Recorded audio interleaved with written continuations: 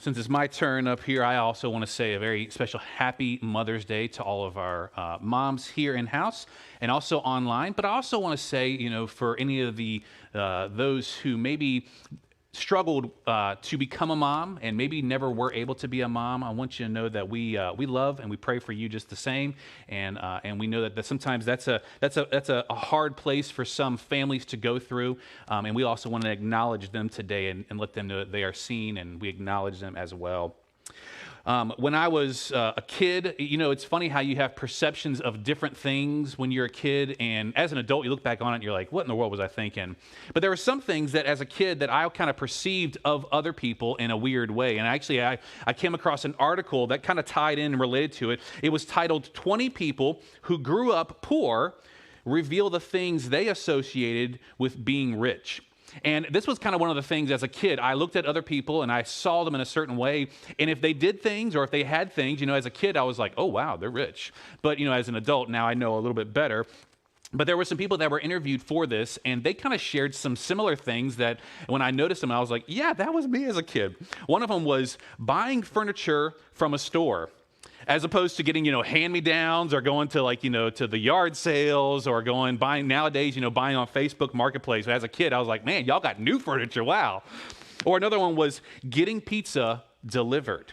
As a kid, I was like, this special night, we're either going to make pizza or we're going to, really special if we got pizza from like Little Caesars or Pizza Hut or whatever. But if you saw the delivery car pull into your neighborhood, you're like, whoa, whoa, they got some money at that house. Or here was another one, hiring people to do services at your house, like painting or mowing or cleaning or whatever it might be. You saw that car pull up to the house, and you're like, whoa, man, can't handle that one there. Or here was another one. This was my favorite one from the article. This was actually what they said about their experience. It said, as a kid, I learned to like cheese sandwiches with pickles because we could get a big package of sliced cheese and a big jar of pickle slices. It said, now my office opened a deli on the first floor, and you can go and order any kind of sandwich you want. And I asked for a grilled cheese with pickles, light on butter. And it says the other tech people thought I was kind of weird, but the line cook understood it. The cook said they never had to eat sandwiches with no meat. They were bologna rich. And you may know people in your life that were like that were bologna rich. And it's funny how we see those things even when we're younger, and we kind of perceive things as being one thing, and really the truth is it's not at all what it is. We have all these different ideas. I was also, when I was a kid, there were certain things you had to have in a certain way. I hated it when my mom would buy me either shoes from Payless or Walmart. My buddies, they had the Nikes or the Reeboks or the Adidas and stuff, and I'd kind of like, just like pull your pants legs real low and cover the stuff on the side of your shoes and kind of embarrassed of what you had. Or even as a kid, the thing was that you had to have certain things to show that you had gone on special vacations. If you didn't come back in September with a brew-through shirt to show that you went to the Outer Banks for vacation, you were nothing, man. You were like the nerd or whatever. And I love brew-through, and we still get the shirts today. But that was such a funky thing that we do as kids that we had in our minds on it. And we look back now, and sure, we see those things now and we're like, come on, man, what's the deal with that? But the truth is that sadly, the comparison game that we play in life, even as adults, it really hasn't ended. And unfortunately, the era that we live in today of social media, it has never been easier to play the comparison game as it is right now. We used to maybe compare ourselves to celebrities on TV, or maybe over time we even compared ourselves to some of the real people on reality shows and stuff like that. It would always kill me to watch shows like the home makeover shows and things like that. You'd see like House Hunters or whatever it was, and it would be like this young 20-something couple, and they're out looking to buy a home or renovate a home, and their budget's something ridiculous like $2 million. And I'm like, what in the world? How in the world do you have that? But maybe it wasn't a thing of like a celebrity you compared yourself, or maybe it was, I don't know. But today it's kind of expanded even beyond that, from a celebrity or even to those normal people on TV to even just friends and family. We see online, we see through social media so many different things. We see them out on their boat, or we see them on vacation, or in their swimming pool, or their newly renovated bathroom or home, or whatever it might be. And at times, we can feel that jealousy kind of creep into our life and into our heart, and we begin to want what they have and kind of feel dissatisfied with what we have. You see, the jealousy in our life, the comparison game, is still very real. Now, we're in the middle of this series talking about baggage and how we can get over our baggage. And we carry different types of baggage through our life, and it can be really cumbersome sometimes, and it can also be baggage that we've had for a very long time. This is a hat box right here. I got to show you guys. This is a hat box. Was my grandmother's, probably from like the 1940s.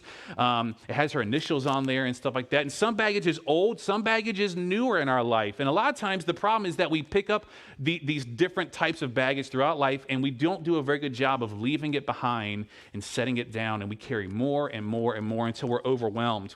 And as Billy said, we've been looking at a few different ones over the past few weeks. The first week, we talked about bitterness and how really when we hold on to bitterness and we're unwilling to forgive other people, all we're doing is harming ourselves. And then last week, we looked at pride and how pride can sometimes skew our understanding for our need for God. We think we have it all together. We think we can do it on our own when we have all this pride blowing up. And today we talk about jealousy and envy. Now, I will say that sometimes it's so funny how it happens on Mother's Day. Mother's Day always ends up, whenever I plan out my sermon calendar, I need to do a better job of seeing what day is, like, it's going to be preaching on certain topics. There was one year I preached on sin on Mother's Day. I promise I don't do these things on purpose. And it would be easy to say that stereotypically women struggle more with jealousy than men, but the truth is we all do it. Every single one of us can struggle with this bit of jealousy. Pastor Andy Stanley said that we today in our culture, we live in what he calls the land of And you may hear that and you may think, well, what's the land of You see, the problem is that in our life, we look around and we see people in the land of who are richer, or people who are skinnier, or smarter, or taller, or prettier, or happier, or hipper. And if you say hip, you're not hip, okay? I just want you to know that. Or maybe if you're single, you see people who are married-er than you are. And it's not only do we compare ourselves to other people and the different people around us, but eventually we start to compare people within our own family. Maybe we see someone else's kid who is taller or has better grades or more athletic. Or we look at someone else's spouse who has a higher paying job or more abilities or whatever it is. Or maybe it's not that angle of comparison you have in your life. Maybe your comparison that you struggle with is more you look at other people who you think are heavier, or someone else who is shorter, or someone who is more single-er. And see, what happens is after a while is that we begin to compare these things, and eventually we start to feel superior. We feel like we are so much better. And Pastor Andy Stanley says, and he's 100% right with this, that there is no win in the comparison game. You see, when we compare ourselves to other people, we never win. They don't win, we don't win. No one wins in that comparison game. He says that we can get caught up in even a trap when we find ourselves comparing ourselves to other people. And it's a trap because it leads us into certain places that kind of hold on to us a little too tightly. Maybe we find ourselves in the trap of debt.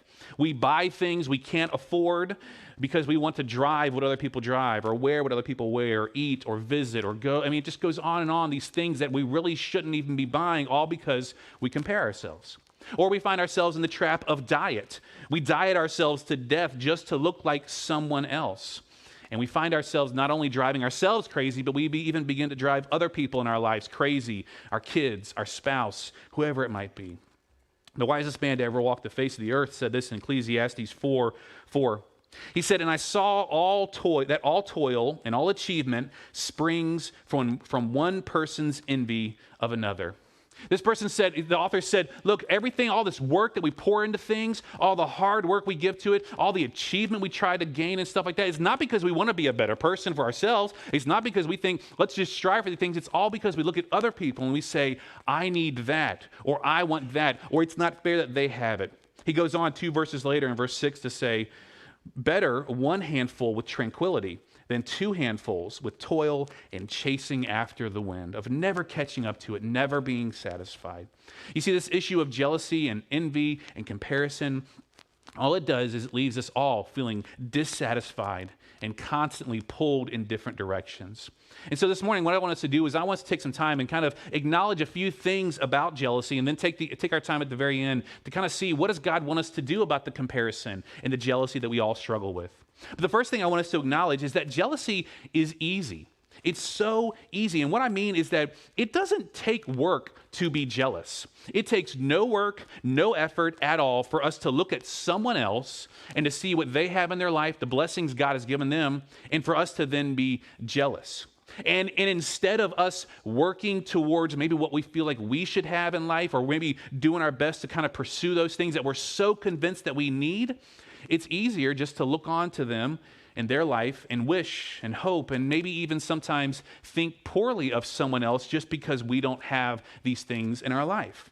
And as I said before, it's never been easier to do this than it is today to play the comparison game because of the things around us, the social media and stuff like that.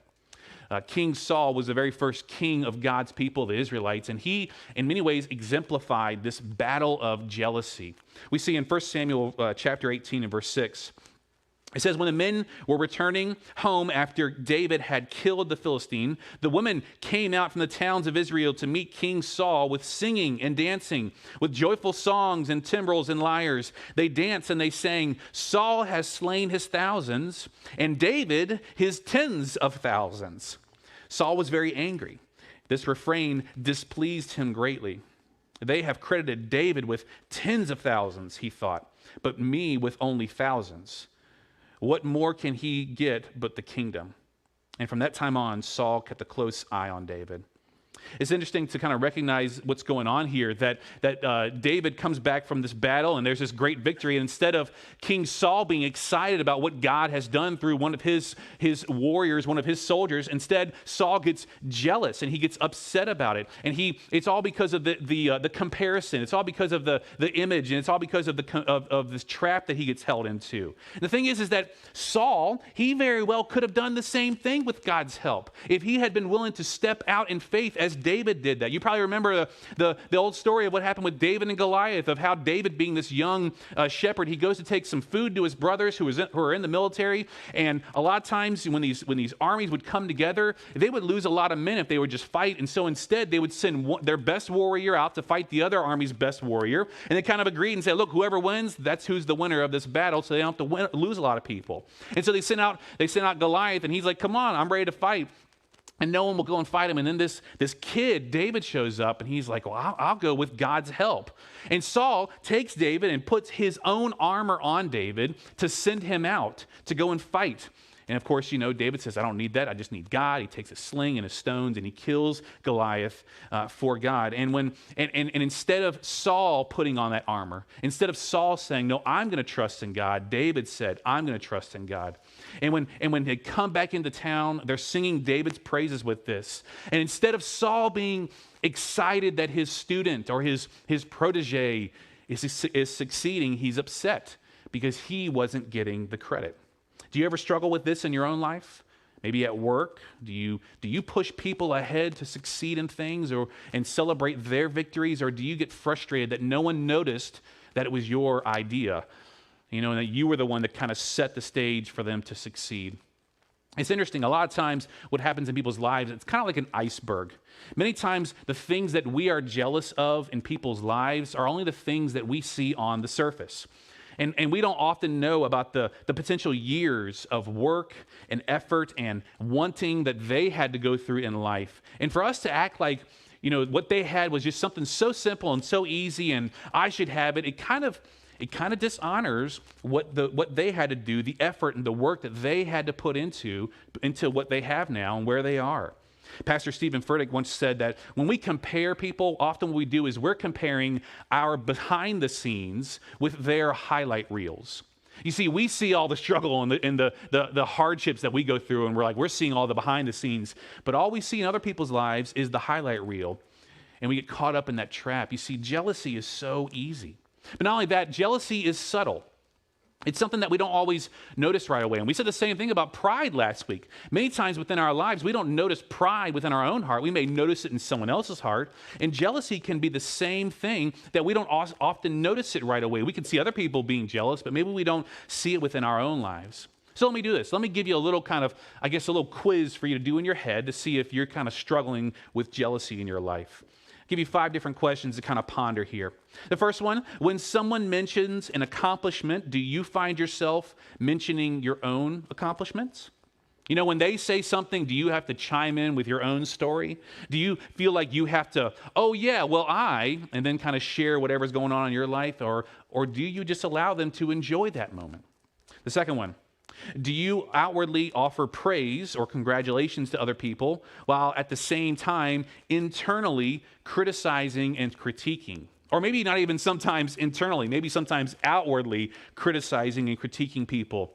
On the one hand, we act like, oh, I'm so proud and happy for you, but then we go off and we tear them down. Or the third one, when someone experiences a blessing or success in life, do you find yourself giving reasons why you haven't experienced the same? Do you feel like you have to defend yourself of like, well, you know, I'm not there yet because this and that, and we feel like we have to kind of give a reason why we don't have those things? Fourth one, do you find yourself talking more about and even thinking more about what is in other people's lives? You know, does your mind run to the blessings that they have instead of acknowledging and seeing the great things that God has done in your life?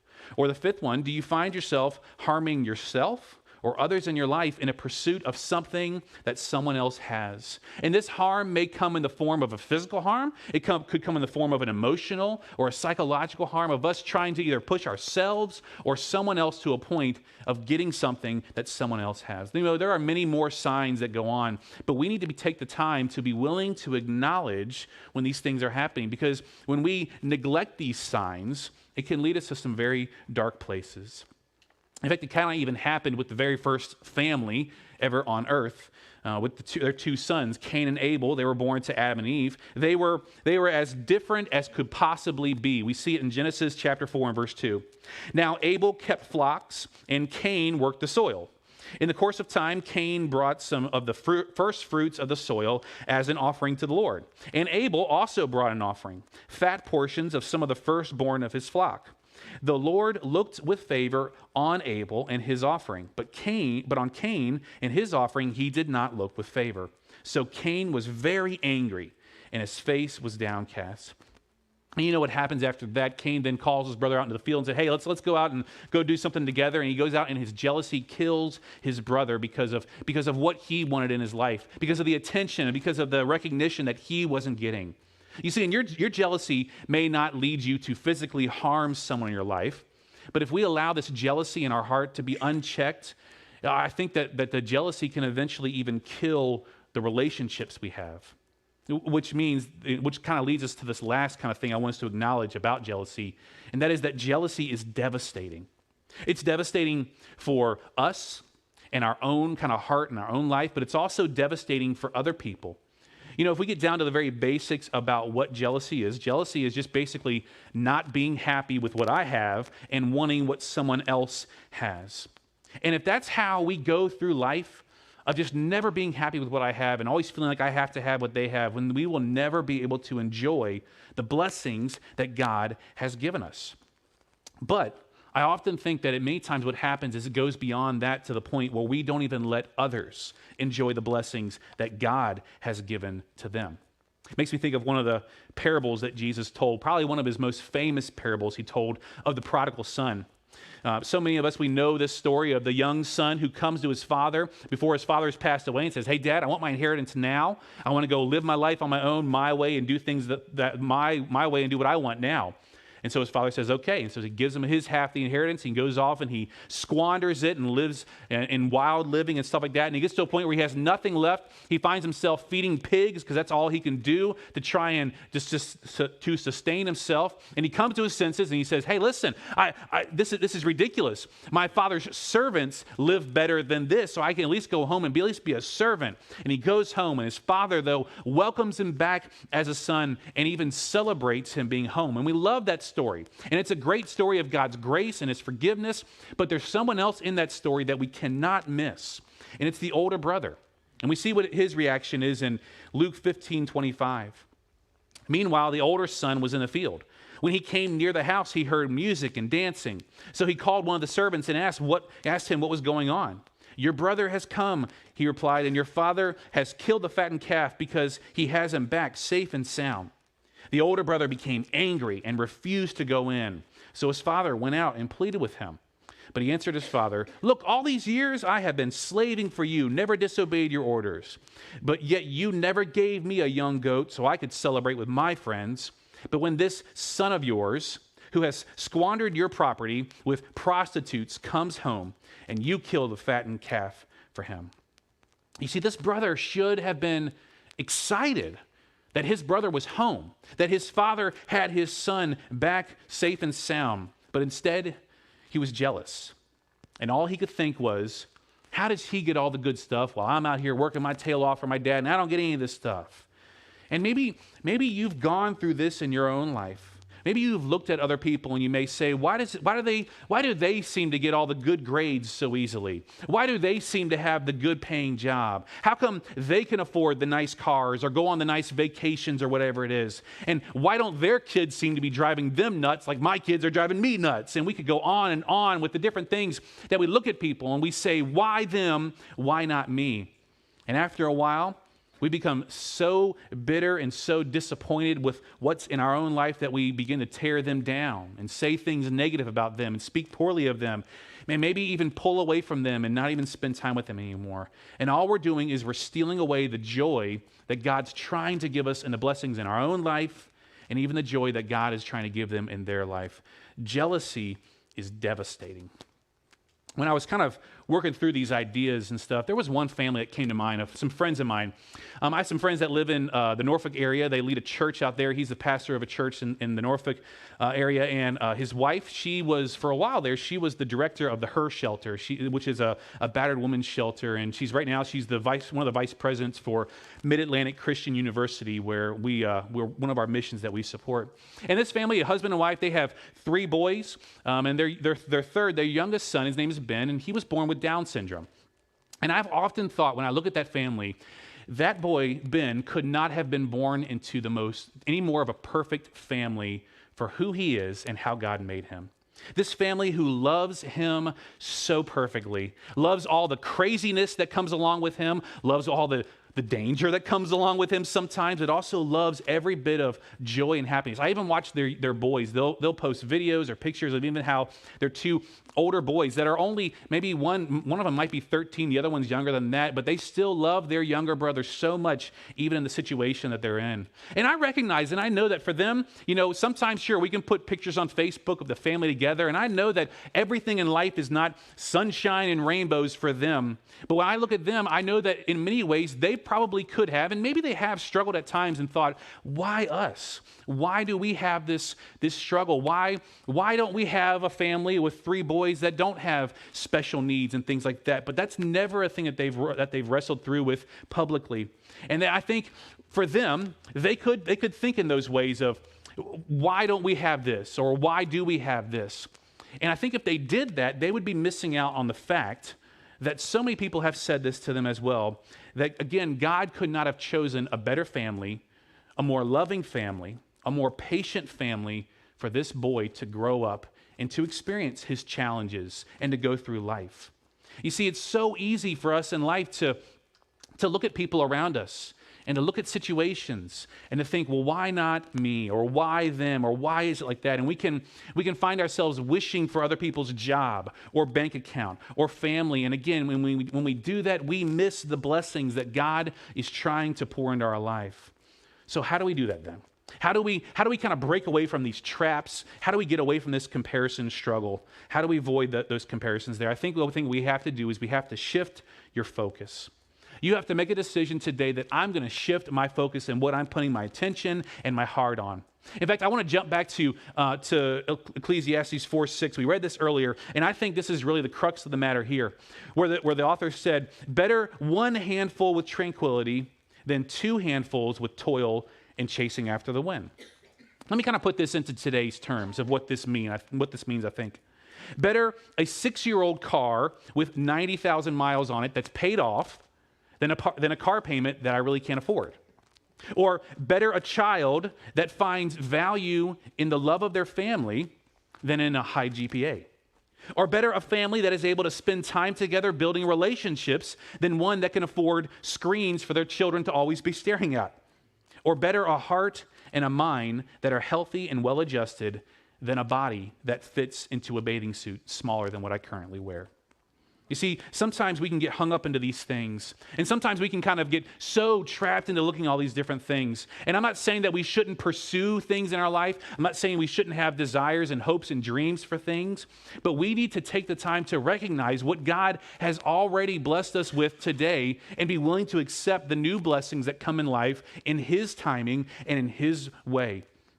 And when we shift our focus from wanting what someone else has or what someone else gets to do, then, and I think only then, can we truly enjoy and appreciate the blessings that God has in our life. But again, how do we do that? How do we shift our focus? Last week we talked about pride and how we said, the kind of the solution for pride was humility. And in some ways, maybe we could think, well, okay, if I'm wanting what other people have, maybe I should just have pride in what I am and what I have. No, it's not about pride and arrogance. You could say that really that we should have, if anything, we should have confidence in the blessings of God. But I think the way that we shift our focus to seeing the blessings He have, we can see it in Philippians 4:8. Paul tells us this. He says, finally, brothers and sisters, whatever is true, whatever is noble, whatever is right, whatever is pure, whatever is lovely, whatever is admirable, if anything is excellent or praiseworthy, think about such things. Friends, we're going to go through life, and we're going to have those times, those moments when we feel disappointment, and we feel struggle, and we feel like we're wishing and saying, wouldn't it be nice if? And that's okay. And it's okay as long as we don't allow those thoughts, those feelings, those struggles to consume us and to steal away the joy that God wants to put into our life. And the way that we do that, the way we keep from falling into that comparison trap, is to do what Paul is telling us here. To focus on those things in our life that God has given us that are true. To focus on those things in our life that God has given us that are noble. To focus in on our life on the things that God has given us that are right and pure and lovely and admirable and excellent and praiseworthy.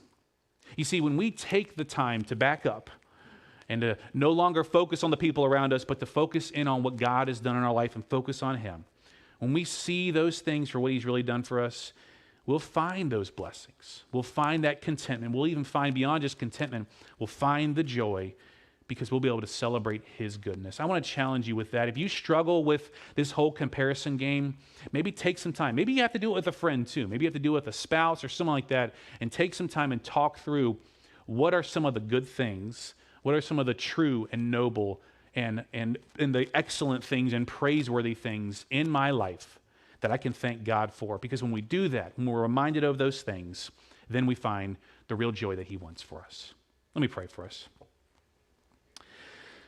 Father, we come to You acknowledging that, man, sometimes we can get so caught up in this trap. We can get so tied up in the things of looking at other people and looking at things, and we acknowledge that sometimes it's our culture that tells us we need and we should and we have to. But so often, God, we're the ones that allow it to really seep in.